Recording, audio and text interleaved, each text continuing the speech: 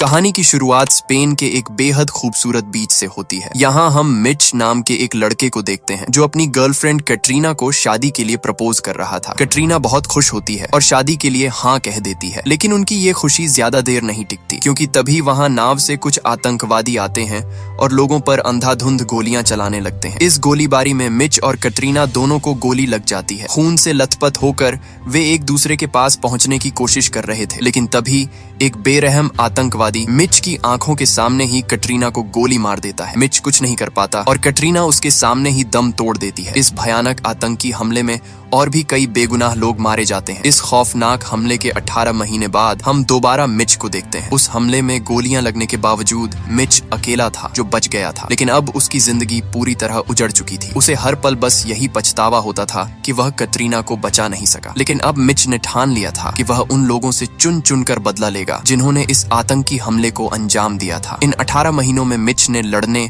और हथियार चलाने की कड़ी ट्रेनिंग ली। अब वह इतना खतरनाक हो चुका था कि अकेला ही पूरे गिरोह को खत्म कर सकता था। लेकिन सबसे बड़ी समस्या यह थी कि दुश्मन उसके देश के नहीं थे। उस दिन बीच पर हमला करने वाले आतंकवादी इराक से आए थे और वहां तक पहुंचने के लिए मिच को एक बहुत बड़ी प्लानिंग की जरूरत थी। आतंकवादियों के उस गिरोह में शामिल होने के लिए मिच ने खुद को हर दिन तैयार किया। उसने इस्लाम और जिहाद की किताबों को इस कदर पढ़ लिया था कि उसे देखकर कोई कह ही नहीं सकता था कि वह एक जिहादी नहीं है। हर रात एक सीक्रेट IP एड्रेस के जरिए वह उन आतंकवादियों से अरबिक भाषा में बात करता था। वह उन्हें भरोसा दिलाता था कि वह भी उन्हीं की तरह बनना चाहता है और अपने उन भाइयों की मौत का बदला लेना चाहता है जिन्हें अमेरिकन लोगों ने मारा था। तभी उसे सामने से एक वीडियो भेजा जाता है। जब मिच उस वीडियो को प्ले करता है तो उसमें कुछ अमेरिकन सोल्जर्स इराक के आम लोगों को मारते हुए दिखाई देते हैं। इसी वीडियो का इस्तेमाल करके उनका लीडर अल मंसूर नए लड़कों को अपने गिरोह में शामिल करता था और यह वही आदमी था जिसने कैटरीना पर आखिरी गोली चलाई थी। महीनों तक उनसे बात करने के बाद आखिरकार मिच को उसे मिलने का एक मौका मिल गया। वह उनके ऑर्डर्स को फॉलो करते हुए चुपचाप लिबिया पहुंच जाता है। वहां उसे कुछ लोग मिलते हैं जो उसे एक सुनसान जगह पर लेकर जाते हैं। वे मिच का चश्मा और बैग उतरवाकर उसकी अच्छे से जांच करते हैं ताकि यह पक्का हो सके कि वह कोई जासूस तो नहीं। इसके बाद उसके सिर पर काला कपड़ा डालकर उसे अल मंसूर के सामने पेश किया जाता है। अल मंसूर को देखते ही मिच की आंखों के सामने वही पुराना मंजर आ जाता है जब उसने कैटरीना को मारा था। अल मंसूर उससे इस्लाम के बारे में ऐसे सवाल पूछता है जो सिर्फ एक पक्के जानकार को ही पता होते हैं, लेकिन मिच उसके हर सवाल का बिल्कुल सही जवाब देता है। वह कहता है कि मैं कुर्बान होने के लिए तैयार हूँ। आपका भरोसा जीतने के लिए मुझे क्या करना होगा? अल मंसूर थोड़ी देर सोचता है और इसी बीच मिच ने एक छोटे से ब्लेड से अपने हाथों पर लगे टेप को काटना शुरू कर दिया। पर इससे पहले कि मिच उस पर हमला कर पाता, अचानक एक गोली सीधा अल मंसूर के सिर में लगती है और वह वहीं ढेर हो जाता है। तभी US फोर्सेस वहां आ जाती हैं और बाकी आतंकवादियों को भी मार गिराती हैं। मिच अल मंसूर को अपने हाथों से मारना चाहता था, इसलिए उसके मरने के बाद भी वह गुस्से में उसे तब तक चाकू मारता रहता है जब तक US मिलिट्री उसे पकड़ नहीं लेती। इसके 30 दिन बाद हम मिच को फिर से देखते हैं। इन 30 दिनों में FBI ने उससे कड़ी पूछताछ की। यहाँ पता चला कि वे पिछले 6 महीनों से मिच पर नजर रख रहे थे। मिच जो कर रहा था FBI ने उसे करने दिया, क्योंकि सिर्फ वही था जो उन्हें अल मंसूर के इतने करीब ले जा सकता था। उसके बिना वे उसे कभी नहीं ढूंढ पाते। इसके बाद CIA की डिप्टी डायरेक्टर आयरीन खुद मिच से मिलने जाती हैं। वह कहती हैं, हम समझ नहीं पा रहे कि तुम्हारे साथ क्या करें। बहुत से लोग चाहते हैं कि तुम्हें जेल भेज दिया जाए, लेकिन मैं तुम्हारी मदद कर सकती हूँ। आयरीन चाहती थी कि मिच अब CIA के लिए काम करे, पर मिच कहता है कि आपको क्या लगता है, क्या मैंने 18 महीने पहले CIA ज्वाइन करने के बारे में नहीं सोचा होगा? मैंने मंसूर को अपने दम पर ढूंढने का फैसला किया क्योंकि मुझे पता था कि मैं यह कर सकता हूँ। आयरीन समझ जाती है कि मिच आसानी से ऑर्डर्स फॉलो करने वालों में से नहीं है, इसलिए वह उसे आखिरी चेतावनी देते हुए कहती हैं कि या तो वह उनके साथ मिलकर काम करे या फिर जेल जाने के लिए तैयार रहे। उसके बाद आयरीन अपने बॉस के पास जाती हैं और उन्हें बताती हैं कि यह लड़का कमाल का है, शायद अब तक का सबसे बेहतरीन। पर उसका बॉस कहता है कि हाँ, तुम मुझे इसके बारे में कई बार बता चुकी हो, पर परेशानी ये है कि यह किसी की नहीं सुनता और सबसे जबान लड़ाता है। हम ऐसे किसी को अपने मिशन का हिस्सा नहीं बना सकते जो ऑर्डर्स फॉलो नहीं कर सकता। वह हुक्म देता है कि मिच पर केस चलाओ और उसे फौरन जेल में डाल दो। लेकिन आयरीन ने अब तक उम्मीद नहीं हारी थी। वह मिच जैसे टैलेंट को जेल में सड़ने के लिए नहीं छोड़ना चाहती थी। वह कहती हैं कि उस बच्चे के साथ बीच पर जो हुआ उसने उसे पूरी तरह बदल दिया, बदला लेने के लिए ही सही, पर उसने खुद को जिस तरह ट्रेन किया है वैसी ट्रेनिंग हम किसी को नहीं दे सकते। आयरीन की बात सुनकर बॉस उसे एक मौका देने को तैयार हो जाता है। इसके बाद हमारी मुलाकात हार्ली से होती है, जो CIA के सबसे बेस्ट ऑफिसर्स को ट्रेन करता है। हार्ली ने जब से मिच की प्रोफाइल देखी थी वह उसे नापसंद करने लगा था। मिच की आंखों पर पट्टी बांधकर उसे शहर से दूर सुनसान जंगलों में ले जाया जाता है, जहां उसे अगले मिशन के लिए ट्रेन किया जाना था। अपनी पहली ही मुलाकात में हार्ली मिच से बिल्कुल भी अच्छे से पेश नहीं आता। वह कड़क आवाज में कहता है, ओए मुझसे नजर मिलाकर बात कर, और जब भी मुझसे बात करोगे तो मुझे सर कहकर बुलाओगे। हार्ली जानना चाहता था कि मिच यहाँ किस मकसद से आया है, क्योंकि अगर मकसद साफ नहीं होगा तो उसके जैसे लड़के इस कठिन ट्रेनिंग में एक दिन भी नहीं टिक पाएंगे। पर मिच अपनी पुरानी कहानी सुनाकर टाइम वेस्ट नहीं करना चाहता था। वह सीधे चुनौती देते हुए बोला कि ठीक है, फिर एक काम करो, मुझसे लड़कर देखो, 20 सेकंड में पता चल जाएगा कि मैं आपकी ट्रेनिंग के काबिल हूँ या नहीं। हार्ली को ऐसे लड़कों का कॉन्फिडेंस तोड़ने में बहुत मजा आता था, इसलिए वह बिना देर किए मिच को लड़ने के लिए ग्राउंड में ले जाता है। मिच जैसे ही उस पर हमला करता है, हार्ली उसे बस एक ही झटके में जमीन पर पटक देता है और उसकी गर्दन पर चाकू रख देता है। यहाँ यह तो साफ हो गया था कि मिच अभी हार्ली से बेहतर नहीं है, पर अब यह देखना बाकी था कि क्या वह बाकी लड़कों में सबसे बेस्ट है। ये जानने के लिए हार्ली उसकी फाइट विक्टर से करवाता है। दोनों के बीच जबरदस्त फाइट होती है और आखिर में मिच यह लड़ाई जीत जाता है। इसके बाद ट्रेनिंग को और मुश्किल बनाने के लिए उन सबको स्पेशल चश्मे और बिजली का झटका देने वाली जैकेट पहनाई जाती है। हार्ली उन्हें चश्मे के अंदर कुछ चेहरे दिखाता है और कहता है कि ये तुम्हारे टारगेट हैं जो कहीं से भी हमला कर सकते हैं। अगर उन्होंने तुम्हें गोली मारी तो तुम्हें जोर का करंट लगेगा, और अगर तुमने किसी आम इंसान को गलती से मार दिया तो और भी बड़ा झटका लगेगा। ट्रेनिंग शुरू होती है और सबको कंप्यूटर वाले नकली दुश्मन दिखाए जाते हैं। उन्हें जितनी बार गोली लगती, जैकेट से उतना ही तेज करंट दिया जाता। ये करंट इतना खतरनाक था कि कई लड़के ट्रेनिंग बीच में ही छोड़ देते हैं। मिच को भी कई झटके लगते हैं, पर वह हार नहीं मानता। मिच किस हद तक जा सकता है ये आजमाने के लिए हार्ली जानबूझकर उन टारगेट्स के बीच अल मंसूर का चेहरा डाल देता है, और बस यही मिच की कमजोरी पकड़ में आ गई। अल मंसूर को देखते ही मिच गुस्से में पागल हो जाता है और पागलों की तरह उस पर हमला करने लगता है। इस दौरान उसे बार बार तेज करंट के झटके लगते हैं, पर वह फिर भी नहीं रुकता। इससे पहले कि मिच की जान जाने का खतरा हो जाता, हार्ले उस टेस्ट को वहीं रोक देता है। वहीं दूसरी ओर CIA को एक डरावनी खबर मिलती है कि एक रशियन लैब से 15 किलो प्लूटोनियम चोरी हो गया है। उनका अंदाजा था कि आतंकवादी इसका इस्तेमाल न्यूक्लियर बम बनाने के लिए करने वाले हैं। अगर उनके हाथ एक ट्रिगर और एक ऐसा साइंटिस्ट लग जाए जो इन्हें जोड़ सके तो वे कहीं भी एक बड़ा धमाका कर सकते थे। CIA को यकीन था कि यह प्लूटोनियम उन ईरानियन आतंकवादियों के पास जा रहा है जो नहीं चाहते कि ईरान और अमेरिका के बीच शांति बनी रहे। जानकारी जुटाने के लिए वे ईरानियन एम्बेसी भी जाते हैं, पर वहां से उन्हें कोई मदद नहीं मिलती। इसी बीच पोलैंड में उस चोरी किए गए प्लूटोनियम का सौदा चल रहा था। वहां एक अनजान अमेरिकन आदमी उसे खरीदने पहुंचा था, पर उनकी डील पूरी हो पाती उससे पहले ही वहां पुलिस आ जाती है। पुलिस को उस अमेरिकन के बात करने के अंदाज पर शक हो जाता है और वे उसकी वैन की तलाशी लेने की कोशिश करते हैं। वैन में इतने सारे हथियारबंद लोगों को देखकर पुलिस बैकअप बुलाती है, पर तभी वह अमेरिकन उन सभी पुलिस वालों को बेरहमी से मारकर वहां से भाग निकलता है। गोलियों की आवाज से वहां भगदड़ मच जाती है और इसी का फायदा उठाकर वह आदमी प्लूटोनियम लेकर भीड़ में गायब हो जाता है। जब हार्ली न्यूज में उसकी धुंधली तस्वीर देखता है तो उसे वह चेहरा कुछ जाना पहचाना लगता है। वो तुरंत आयरीन के पास जाता है और वह फुटेज दिखाता है। आयरीन उसे देखकर हैरान रह जाती है, क्योंकि कई साल पहले एक ड्रोन स्ट्राइक में इसे मार दिया गया था। पर हार्ली को पूरा यकीन था कि यह वही आदमी है, क्योंकि CIA को कभी उसकी लाश नहीं मिली थी। जल्द ही पता चलता है कि वह आदमी जो प्लूटोनियम चुराकर भागा था वह कभी CIA का ही एजेंट था और उसे खुद हार्ली ने ट्रेन किया था। पर उसने अपने ही देश के साथ गद्दारी की और पैसों के लिए खून करने वाला बन गया। लोग उसे गोस्ट के नाम से जानते हैं, जो सिर्फ पैसों के लिए किसी की भी जान ले सकता है। हार्ली समझ गया कि अगर गोस्ट इस सब में शामिल है तो जरूर कुछ बहुत भयानक होने वाला है। इसी बीच आयरीन को खबर मिलती है कि इस्तांबुल के एक हथियारों के डीलर ने हाल ही में रशिया से एक न्यूक्लियर ट्रिगर खरीदा है। ये कोई इत्तेफाक नहीं था, वह जरूर इसे गोस्ट को बेचने वाला था। अब हार्ली मिच के पास जाता है क्योंकि उसे एक आखिरी सबक सिखाना अभी बाकी था। हार्ली जानबूझकर मिच के सामने कैटरीना का वह वीडियो चला देता है जो उस दिन बीच पर रिकॉर्ड किया गया था। मिच उसे बंद करने को कहता है, पर हार्ली आवाज और बढ़ा देता है। मिच गुस्से में पागल होकर हार्ली पर टूट पड़ता है, पर हार्ली बड़ी आसानी से एक केबल से उसकी गर्दन जकड़ लेता है। वह मिच को समझाता है कि तुम्हारी सबसे बड़ी गलती ये है कि तुम अपने फैसलों के बीच अपनी भावनाओं को आने देते हो। आगे से कभी इसे पर्सनल मत होने देना, वरना अपनी जान से हाथ धो बैठोगे। मिच इस कड़वे सबक को अच्छी तरह समझ जाता है, जिसके बाद उसे भी इस मिशन का हिस्सा बना लिया जाता है। अगले दिन वे तीनों इस्तांबुल पहुंचते हैं, जहां उन्हें अनिका नाम की एक CIA एजेंट मिलती है, जो इस मिशन में उनका साथ देने वाली थी। वे उस हथियारों के डीलर का पीछा करते हैं और देखते हैं कि वह होटल जाने से पहले किसी अनजान आदमी से बात कर रहा था। हार्ली उन्हें इंतजार करने का ऑर्डर देता है, पर मिच अपनी आदत के मुताबिक ऑर्डर फॉलो नहीं करता। वह बड़ी चालाकी से उस दूसरे आदमी का फोन चोरी कर लेता है। जब CIA उस फोन को हैक करती है तो पता चलता है कि कल एक रेस्टोरेंट में वह हथियारों का डीलर किसी को न्यूक्लियर ट्रिगर सौंपने वाला है। अब उनका मिशन आसान हो चुका था,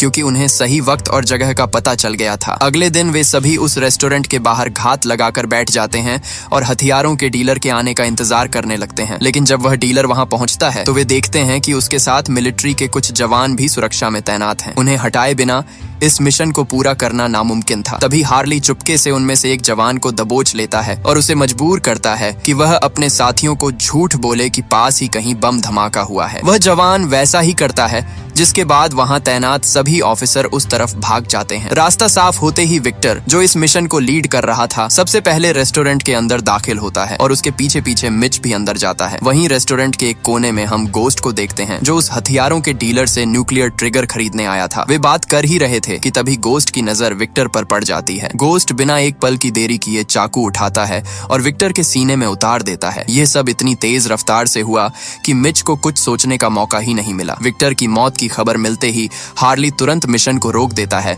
और सबको वापस लौटने का हुक्म देता है। लेकिन मिच जानता था कि उन्हें पकड़ने का यह आखिरी मौका है। वह एक बार फिर हार्ली के ऑर्डर्स को अनसुना कर देता है और उस हथियारों के डीलर का पीछा करने लगता है। घंटों तक उसका पीछा करने के बाद मिच एक पुरानी बिल्डिंग के पास पहुंचता है। जैसे ही वह अंदर घुसने की कोशिश करता है, सिक्योरिटी डॉग्स उस पर हमला कर देते हैं। उनसे बचने के लिए मिच एक कार के नीचे छुप जाता है और फिर उन कुत्तों को ठिकाने लगाकर सावधानी से हथियारों के डीलर के घर में घुस जाता है। वह दबे पांव आगे बढ़ ही रहा था कि तभी एक औरत उसे देख लेती है और शोर मचा देती है। शोर सुनकर गार्ड्स अंदर आ जाते हैं और मिच पर गोलियां चलाना शुरू कर देते हैं। मिच डटकर उन गार्ड्स का मुकाबला करता है और उन्हें ढेर करने के बाद सीधे उस हथियारों के डीलर तक पहुंच जाता है। वह डीलर मिच के सामने अपनी जान की भीख मांग रहा था, लेकिन मिच उस पर जरा भी रहम नहीं दिखाता और उसे वहीं गोली मार देता है। मिच ने अपना मिशन तो पूरा कर लिया, लेकिन हार्ली उस पर बहुत ज्यादा गुस्से में था। पर आयरीन उसे समझाती है कि मिच ने जो किया वह कोई और सोच भी नहीं सकता था। अपनी जान खतरे में डालकर मिच नए सबूत लेकर आया था। उस हथियारों के डीलर के लैपटॉप को हैक करने पर पता चलता है कि कल एक बड़ी मीटिंग होने वाली है और उनका शक बिल्कुल सही निकलता है। गोस्ट उनका ही ट्रेन किया हुआ सोल्जर है, जो अब उन्हें ही बर्बाद करने पर तुला हुआ है। अब गोस्ट के पास न्यूक्लियर ट्रिगर तो था, पर उसे एक साइंटिस्ट की जरूरत थी जो बम के हिस्सों को आपस में जोड़ सके। वहीं दूसरी ओर हम कुछ ईरानियन लोगों को देखते हैं जो गोस्ट से मिलने आए थे। इन लोगों ने ही गोस्ट को प्लूटोनियम चोरी करने और न्यूक्लियर बॉम्ब बनाने का काम दिया था, ताकि वे अमेरिका में तबाही मचा सकें। वे गोस्ट के काम से बहुत खुश थे, पर उन्हें अंदाजा भी नहीं था कि गोस्ट के दिमाग में कुछ और ही खतरनाक प्लान चल रहा है। अगले दिन हार्ली और उसकी टीम एक होटल के बाहर बैठकर उनकी हर हरकत पर कड़ी नजर रख रहे थे। इंतजार के दौरान मिच हार्ली से विक्टर के बारे में पूछता है, पर हार्ली बड़ी बेरुखी से कहता है, विक्टर चला गया, समझो वो इस दुनिया में कभी था ही नहीं। अपने साथियों के लिए हार्ली के दिल में जरा भी हमदर्दी न देखकर मिच को उस पर बहुत गुस्सा आता है। तभी अनिका उन्हें अपडेट देती है कि पैसों का लेन देन पूरा हो चुका है और वह साइंटिस्ट किसी भी वक्त बाहर निकलता ही होगा। इसके बाद मिच होटल से बाहर निकलने वाले हर एक आदमी की तस्वीर खींचना शुरू करता है और आखिरकार उन्हें वही आदमी मिल जाता है जिसकी उन्हें तलाश थी। वे तुरंत उसकी कार का पीछा करते हैं और एक होटल तक पहुंचते हैं जहां वह साइंटिस्ट रात रुकने वाला था। वे उसी के बगल वाला कमरा बुक करते हैं और उसकी हर हरकत पर नजर रखने लगते हैं। हार्ली सबको हर 15 मिनट में अपडेट देने का ऑर्डर देता है। वहीं अनिका चुपके से एक स्विच बोर्ड में स्पाई कैमरा फिट कर देती है ताकि वे साइंटिस्ट के कमरे के अंदर देख सकें। वह साइंटिस्ट तो बेफिक्र होकर सो जाता है, पर मिच एक सेकंड के लिए भी उस पर से अपनी नजर नहीं हटाता। अनिका उसके पास आती है और उसका दर्द बांटने की कोशिश करती है। वह कहती है कि मैं समझ सकती हूँ कि किसी अपने को खोने का दर्द कैसा होता है। वह मिच के करीब आने की कोशिश करती है, पर मिच का पूरा ध्यान सिर्फ और सिर्फ अपने टारगेट पर था। वे बात कर ही रहे थे कि तभी अचानक गोस्ट उनके स्पाई कैमरे के सामने आकर खड़ा हो जाता है। इससे पहले कि वे कुछ समझ पाते, गोस्ट का एक आदमी उन पर हमला कर देता है और दूसरा अनिका के सिर पर बंदूक रख देता है। इस बार वे दोनों बुरी तरह फंस चुके थे क्योंकि गोस्ट हमेशा उनकी चाल से एक कदम आगे था। वह उनसे हार्ली के बारे में पूछता है पर मिच और अनिका अपना मुंह नहीं खोलते। वहीं दूसरी तरफ जब हार्ली को 15 मिनट तक कोई सिग्नल नहीं मिलता तो वह समझ जाता है कि कुछ तो गड़बड़ है। गोस्ट उन्हें जान से मारने ही वाला था कि तभी हार्ली सही वक्त पर वहां पहुंच जाता है। वे मिलकर हमला करते हैं और वहां मौजूद लोगों को मार देते हैं, पर गोस्ट एक बार फिर उनकी आंखों के सामने से बचकर भाग निकलता है। अच्छी बात यह थी कि उन्होंने उस साइंटिस्ट को पकड़ लिया था। वे उसे होटल से दूर एक सुरक्षित जगह पर ले जाते हैं जहां हार्ली उस पर पेट्रोल छिड़क कर पूछताछ शुरू करता है। इसी बीच मिच पूछता है कि वह आदमी कौन था और वह आपके पीछे क्यों पड़ा है, पर हार्ली इस वक्त किसी भी सवाल का जवाब देने के मूड में नहीं था। मिच के दिमाग में अभी भी उस अनजान आदमी की बातें घूम रही थीं। तभी अनिका उसके पास आती है और कहती है कि थोड़ा आराम कर लो, गोस्ट को हम कल ढूंढेंगे। ये सुनते ही मिच एकदम से चौंक जाता है और तुरंत सवाल करता है, तुम्हें कैसे पता चला कि उसका नाम गोस्ट है? अनिका घबराकर कहती है कि उसे हार्ली ने बताया था, पर मिच समझ गया कि वह झूठ बोल रही है। मिच बिना देर किए उसका गला दबा देता है और पूछता है, सच बता, तू किसके लिए काम करती है? अनिका बार बार झूठ बोलती रही, जिसके बाद मिच अपने असली रंग में आ गया। वह उसका सिर पानी में डाल देता है और तब तक डुबाए रखता है जब तक वह सच नहीं उगल देती। आखिरकार पता चलता है कि अनिका एक ईरानियन जासूस थी जो उनकी हर खबर ईरानियन सरकार तक पहुंचा रही थी। इसके बाद मिच उसे हार्ली के पास ले जाता है। हार्ली उसे देखकर हैरान रह जाता है। एक ईरानियन जासूस का मुंह खुलवाना इतना आसान नहीं था, पर जल्द ही हार्ली को पता चल जाता है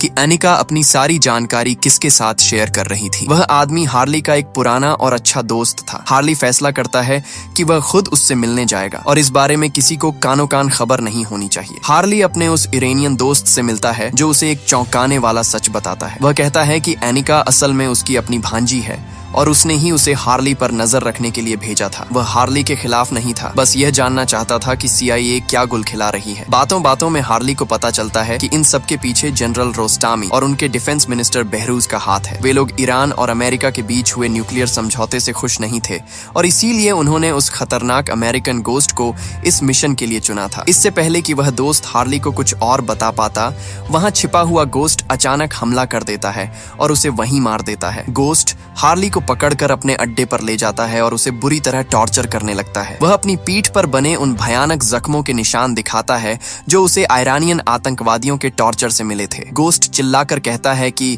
तू मुझे बचा सकता था हार्ली, पर तूने मुझे उनके हाथों मरने के लिए अकेला छोड़ दिया। मैंने उन आतंकियों को कभी दोष नहीं दिया क्योंकि उन्होंने तो मुझे छोड़ दिया था, पर वह तू था जिसने मुझे धोखा दिया। तुझे अपनी टीम के बंदे को बचाना चाहिए था। पर हार्ली उसे शांत रहकर समझाता है कि किसी ने उसे धोखा नहीं दिया। वह कहता है कि ये सब कभी नहीं होता अगर तुम मेरे ऑर्डर्स फॉलो करते। तुम अपनी जिद की वजह से 10 और मासूमों की जान खतरे में डाल रहे थे और तुम जानते थे कि मैं ऐसा कभी नहीं होने दूंगा, फिर भी तुमने अपनी मनमानी की। दूसरी तरफ आयरीन मिच से कहती है कि तुम्हारा काम अब खत्म हुआ, अब तुम घर जा रहे हो। पर मिच ऑर्डर्स नहीं मानता और वह चुपके से उनका ट्रैकर चोरी कर लेता है और उन ईरानियन अफसरों पर हमला कर देता है जो अनिका को ले जा रहे थे। मिच सबको मार के अनिका को आजाद करा लेता है। अब उनके पास बहराउज की लाइव लोकेशन थी जिसे फॉलो करते हुए वे जितनी जल्दी हो सके उस न्यूक्लियर बॉम्ब तक पहुंचने की कोशिश करने लगते हैं। इसी बीच गोस्ट बेस पर हार्ली को बेरहमी से टॉर्चर कर रहा था। वह बार बार मिच के बारे में पूछता है पर हार्ली अपनी जान दे देता, पर मिच के बारे में कुछ नहीं बताता। हार्ली हंसते हुए कहता है कि वह लड़का भी तेरी ही तरह सनकी है, हमेशा अपने मन की करता है। मुझे खुद नहीं पता वह इस वक्त कहाँ होगा। यह सुनते ही गोस्ट गुस्से में पानी के अंदर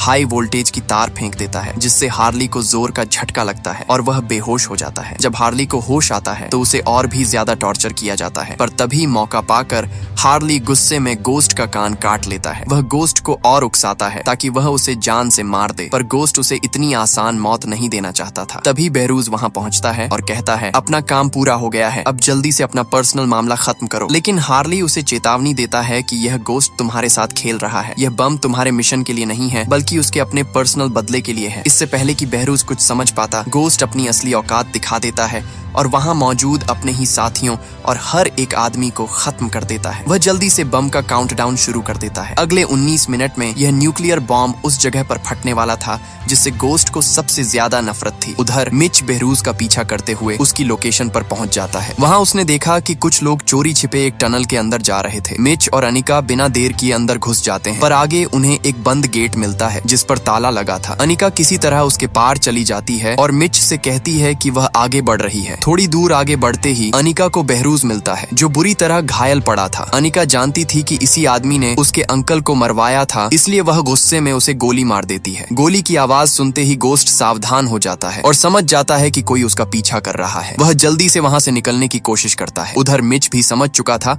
कि अब चुपके से काम करने का वक्त निकल गया है। वह अपनी कार से दुश्मनों को उड़ाते हुए सीधे उस टनल के अंदर घुस जाता है, लेकिन तभी उसकी कार एक गैस पाइपलाइन से टकरा जाती है जिससे एक बहुत बड़ा धमाका होता है। इस धमाके के शोर से CIA को उनकी सही लोकेशन का पता चल जाता है। मिच फौरन हार्ली के पास पहुंचता है और उन्हें आजाद करा लेता है, लेकिन हार्ली उसे चेतावनी देते हैं कि न्यूक्लियर बॉम्ब घोस्ट के पास है, तुम्हें उसे हर हाल में रोकना होगा। ये सुनते ही मिच बिना एक पल गंवाए गोस्ट का पीछा करता है, पर रास्ते में उसे अनिका दिखाई देती है जिसे गोस्ट ने पकड़ लिया था। गोस्ट चिल्लाकर कहता है कि अपनी गन नीचे रख दे वरना मैं इसे मार दूंगा। इससे पहले कि मिच कुछ कर पाता, अनिका अपनी जान दे देती है। मिच उसे बचाने की कोशिश करता है, पर तभी एक और दुश्मन उसके रास्ते में आ जाता है। जब तक मिच उसे ठिकाने लगा था, तब तक गोस्ट बोट लेकर भागने की कोशिश करने लगता है। मिच दौड़कर गोस्ट की चलती हुई बोट पर कूद जाता है। दोनों के बीच जबरदस्त लड़ाई शुरू हो जाती है। बोट अपनी पूरी रफ्तार से आगे बढ़ रही थी। इसी बीच हार्ली हेलीकॉप्टर से उनकी बोट का पीछा कर रहा था